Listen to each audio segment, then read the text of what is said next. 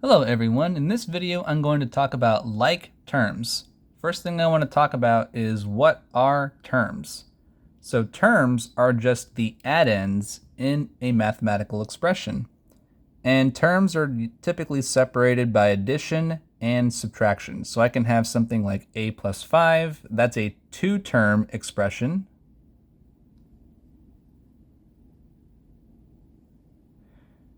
A is one term, 5 is the other term. They are separated by addition.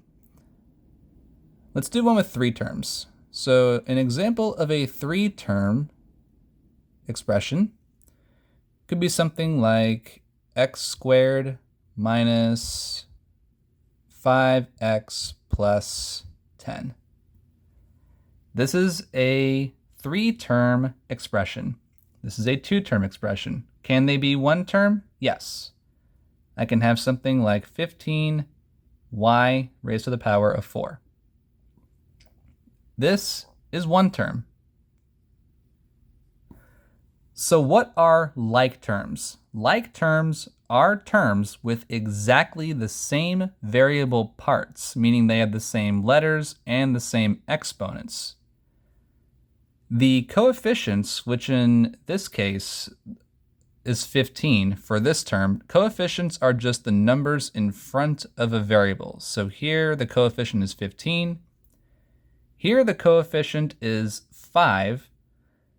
The coefficient for a as well as x squared is 1. There is an understood 1. You don't have to write it. It's not necessary, but if you want to, for the sake of clarity, you can. So this would be 1a plus 5. I typically wouldn't do it. You can if you want to. There's no harm, no foul. It just makes it look a little bit more weird, I would say. So what are examples of like terms? I can say things like 3x to the fourth and 8x to the fourth. Remember, the coefficients do not have to match, but as long as they've got the same variable and exponent, they are like terms. And typically you may do operations with these. You may be asked to add them or subtract them.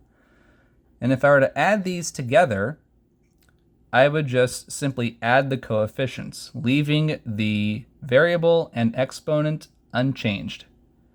So in this case, 3x to the fourth plus 8x to the fourth would be 11x to the fourth.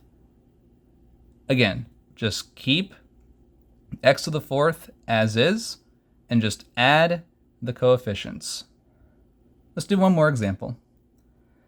I could have something like 15y to the fifth minus 17y to the fifth. These match. The coefficients, again, do not have to match.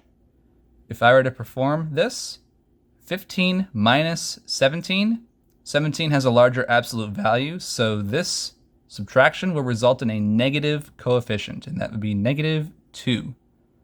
And then just copy and paste the y to the fifth, and that solves this problem. Thank you so much for watching, and I will see you later.